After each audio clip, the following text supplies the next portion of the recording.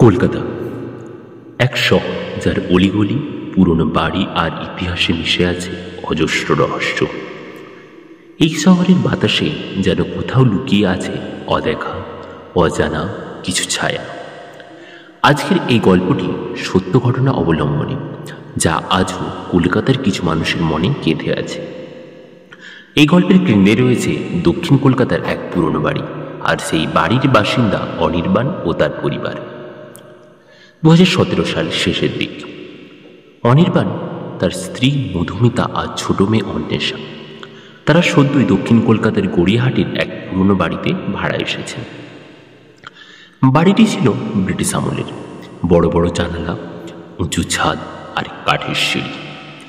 প্রথম দিকে সবকিছু স্বাভাবিক ছিল, কিন্তু প্রথম রাত থেকেই কিছু অস্বাভাবিক ঘটনা ঘটতে শুরু করে। প্রথম রাতে অনির্বাণ ঘুম থেকে উঠে দেখেন ঘড়িতে রাত 3টে। হঠাৎ তার মনে হয় কেউ যেন ধীরে ধীরে সিঁড়ি দিয়ে নামছে। পায়ের শব্দ একটু ভারী, যেন কারো পায়ে নুপুর বাঁধা। তিনি জানলার বাইরে তাকিয়ে কিছুই দেখতে পান না। ভাবলেন হয়তো ভুল শুনেছেন, কিন্তু পরদিন থেকেই বাড়ির পরিবেশ বদলে যেতে থাকে। পরে অনেকদিন মধুমিতা প্রতিদিনই রান্নাঘরে কাজ করার সময় অনুভব করতে থাকেন কেউ যেন তার পিছনে দাঁড়িয়ে আছে। মাঝে মাঝে ঠান্ডা বাতাসের ঝাপটা, আবার কখনো রান্নাঘরের দরজা আপনা আপনি খুলে যাচ্ছে। ছোট্ট অন্বেষা তো একদিন বলে ফেলে, মা, ওই দিদিটা আমায় ডাকছে।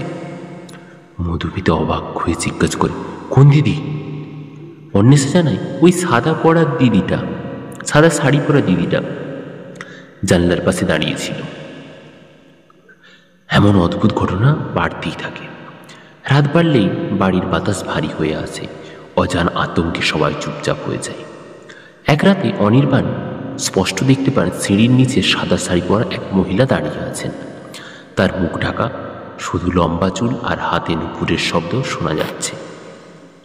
ভয়ে অনির্বাণ চিৎকার করে ওঠেন। সঙ্গে সঙ্গে সেই ছায়া মিলিয়ে যায়। পরদিন সকালে অনির্বাণ বাড়ির কোয়ার্টারে হরিপদের কাছে সব খুলে বলেন। হরিপদ একটু চুপ করে থেকে বলেন, বাবু, এই বাড়িটা আগে এক ব্রাহ্মণ পরিবারের ছিল। সেই পরিবারের ছোট মেয়ে শিবলি হঠাৎ করে একদিন নিখোঁজ হয়ে যায়। পরে তার মৃতদেহ বাড়ির পাশের পুকুরে পাওয়া যায়। তখন থেকেই মাঝে মাঝে এই ছায়া বাড়িতে ঘুরে বেড়ায় বলে শোনা যায়, বিশেষ করে রাত 3টের পর।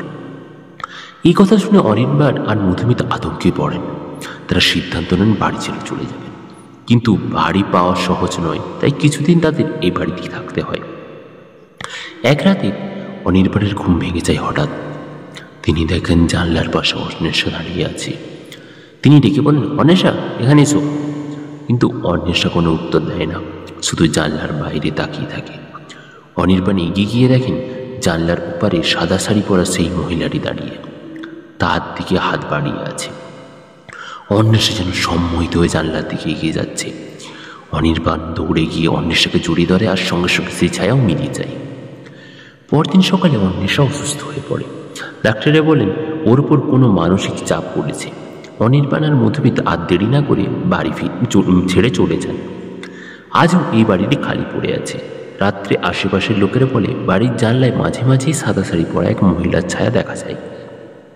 কেউ কেউ বলেন সে এখনো তার হারানো জীবনের খোঁজে ঘুরে বেড়ায়। কলকাতার বুকে এমন অনেক পুরনো বাড়ি আছে যাদের দেওয়ালে লুকিয়ে আছে অজানা অশরীরী কাহিনী। এই গল্পটি তারই একটি, বাস্তব, ভয়ের আর চিরকালীন রহস্যে মোড়া।